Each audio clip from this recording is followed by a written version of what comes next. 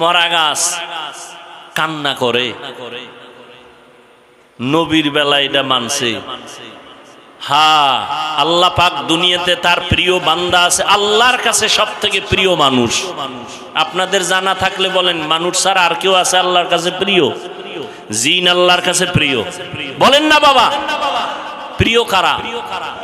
মানুষের মধ্যে যারা বেনামাজি তারা প্রিয়, যারা মদ খায়, ঘুষ খায়, সুদ খায় তারা প্রিয়। আল্লাহর কাছে মানুষের মধ্যে শ্রেষ্ঠ প্রিয় যারা রহমতের নবীর উম্মত, নামাজ পড়ে, পর্দা করে, হালাল খায়, কোরআন পড়ে, তাকওয়ার উপরে চলে। কথা ঠিক? তা প্রিয় বান্দা বান্দিকে আল্লাহ আলাদা আলাদা পাওয়ার দেয়। কি দেয়? আলাদা পাওয়ার দেয়। যেই পাওয়ারের বয়ান একটু আগে আপনাদের নওগাঁতে করে আসলাম।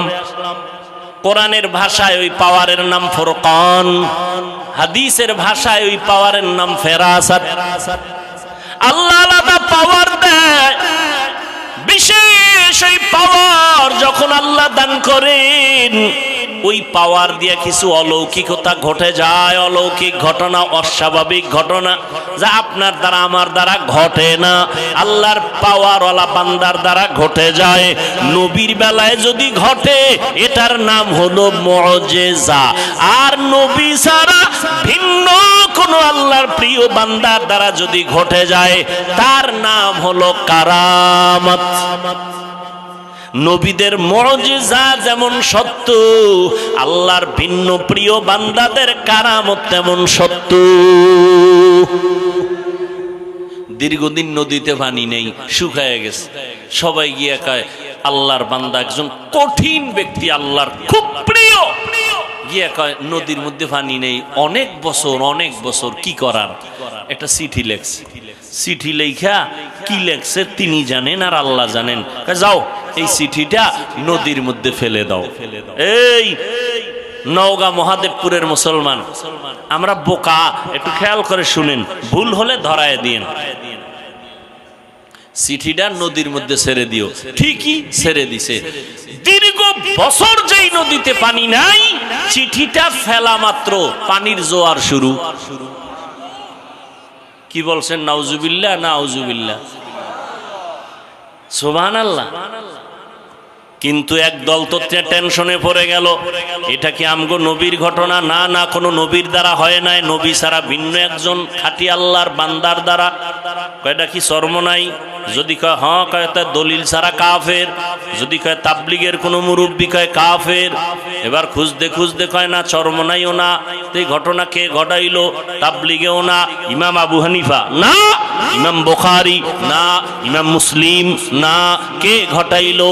খুঁজতে খুঁজতে খুঁজতে খুঁজতে গিয়া হঠাৎ নাম পাইয়া হাদিসে দেখে এই ঘটনা যিনি ঘটাইছেন, এই ঘটানেওয়ালা বান্দা রসুলের সাহাবী হযরত ওমর। এবার কাফের যারা ঠিকাদার, এরা জিহ্বায় কামড় দিছে, ওমর। কিন্তু ওমরের ব্যাপারেও তো অনেকের অ্যালার্জি অন্তরে ঢুকানো। 20 রাকাত পড়ো না কেন? তারাবি 8 রাকাত কেন? কয় ঘুমের ঘরে ওমরের সাথে একটু ঝগড়া লাগছে, এই জন্য 20 রাকাত পড়ি না। কয় কারে মানো? কয় মুহাম্মদের মানি, কোন সাহাবী মানি না। আল্লাহর কসম একবার, আল্লাহর কসম 2 বার, আল্লাহর কসম 3 বার। ওয়াল্লাহি বিল্লাহি তাল্লাহি যারা সাহাবাদেরকে মানবে না, ইশারা ইঙ্গিতে বিরুদ্ধে লেখবে আর বলবে।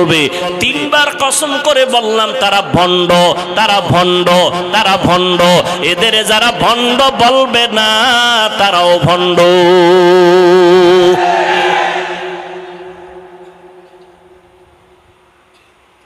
তুমি 8 রাকাত কেন? দরকার নেই 8 রাকাতের। তুমি পড়ার মতো যদি নামাজি পড়ো, 2 রাকাত তারাবি পড়লো, জান্নাত রেডি। কিন্তু তুমি ভাবসাব যেভাবে দেখাও, 8 রাকাত কেন? 48 রাকাত পড়লেও উপায় নাই, কোনো উপায় নাই। যেই ভাব লইয়া চলো, সালাম দেয় না, দিলেও নেয় না। কি বিষয়? কয় 20 রাকাত আমি। এই অহংকার কেন রে মুমিন? এর যুবক,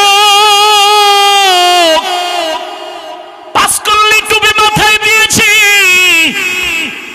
অন্য টুপির বিরুদ্ধে বলি নাই। তুমি কেন আমার টুপি নিয়ে মাথা ব্যথা? আমি কওমি মাদ্রাসার সন্তান, বলি না, স্কুল কলেজের বিরুদ্ধে বলি না, তুমি কওমি নিয়ে কেন বুকে ব্যথা? আমি বুকে হাত বাঁধি না, নাভির নিচে বাঁধি, তুমি বুকে বাঁধো। কোনোদিন গালি দিলাম না, হিংসা করলাম না, তুমি আমার নাভির নিচের হাত নিয়ে কেন টানো? এরে আল্লাহর গোলাম, ভালো করে বুঝো। আমি আলহামদুর পরে আস্তে আমিন বলি, আপনি জোরে আমিন বলেন। কোনোদিন হিংসা করি না, গালি দেই না, আপনি আস্তে আমিনের উপরে রাগ কেন?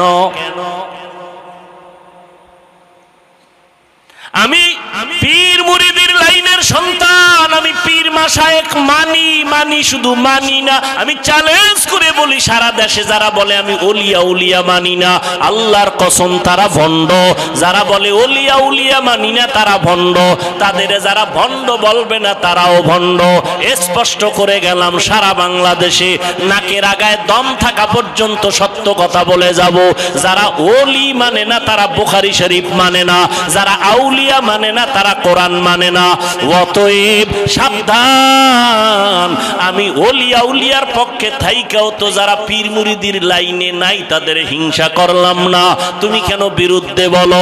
এর যুবক ও নওগাঁর মুসলমান, আজকে তুমি চরমনার বিরুদ্ধে বলার সময় পাইলা, তাবলীগের বিরোধিতা করার সময় পাইলা, কওমির বিরুদ্ধে বলার সময় পাইলা, কিন্তু তোমার কাছে আমার প্রশ্ন, পঞ্চগড়ে কাদিয়ানি বানায়, এই ব্যাপারে তোমার পদক্ষেপ কি নিছো আমাকে বলো। ওই উত্তর চট্টগ্রাম এলাকায় খ্রিস্টান মিশনারিরা কাজ করে মুসলমানের ঈমান হরণের ক্ষেত্রে, তোমার পদক্ষেপ কি বলো? ওরে মুসলমানের পিছে লাগলা, বেঈমানের ব্যাপারে ফয়সালা কখন করবা? এবার একটা মানে ভেজাল মুক্ত একটা জবাব চাই সবার থেকে। সত্য কথাটা স্বীকার করেন, সত্য কথাটা স্বীকার করেন, মানেন আর না মানেন। তাবলীগের দ্বারা আমার দেশের মুসলমানের ঈমানের ক্ষতি হয়েছে কি পরিমাণ বলেন? সত্য কথাটা বলেন। কওমি মাদ্রাসার দ্বারা আমার দেশ ইসলাম মুসলমানের কি ক্ষতি হয়েছে বলেন? যারা পীরের লাইনে হক, যারা ভণ্ড না তাদের ব্যাপারে না, যারা হক এদের দ্বারা ক্ষতি হয়েছে। হ্যাঁ, যদি বলেন হ্যাঁ ঠিক আছে, তা কোনদিন মৃত্যু পর্যন্ত তাবলীগের বিরুদ্ধে, পীর মাশায়েখের বিরুদ্ধে, কওমির বিরুদ্ধে কোনোদিন কিছু বলবেন না, লেখবেন না।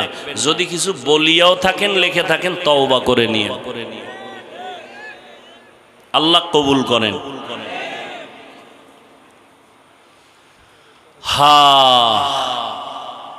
তাবলীগওয়ালারা কি বলে যে বেশি বেশি নামাজের ফাঁকে বিড়ি টাইনো, তো সমস্যাটা কি? তাবলীগওয়ালারা বলে যে যারা 8 রাকাত নামাজ পড়ে তারাবি এদের সাথে সালাম বন্ধ। হ্যাঁ, তো কি বিরোধিতা কেন? আর তোমার বিরোধিতার দ্বারা তাবলীগের কি ক্ষতি হয়েছে? তাবলীগের মধ্যে 2টা পার্ট হয়েছে না? কয় পার্ট? 2 পার্ট হওয়ার কারণে খেদমত কি কমছে? খেদমত আরো বাড়ছে না?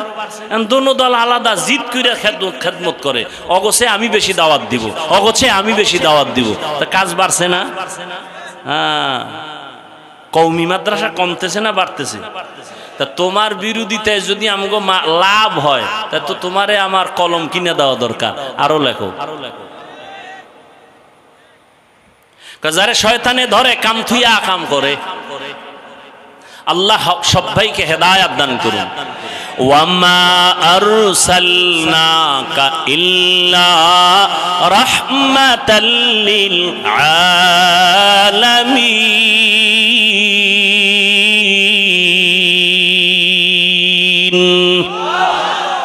এর যুবক, আমি কওমি মাদ্রাসার সন্তান, একবারও এতক্ষণ যে চিল্লাইলাম একবারও কিন্তু বলি না কওমিতে না পড়লে তুমি জাহান্নামী, তাবলীগ না করলে জাহান্নামী, একবারও বলি নাই।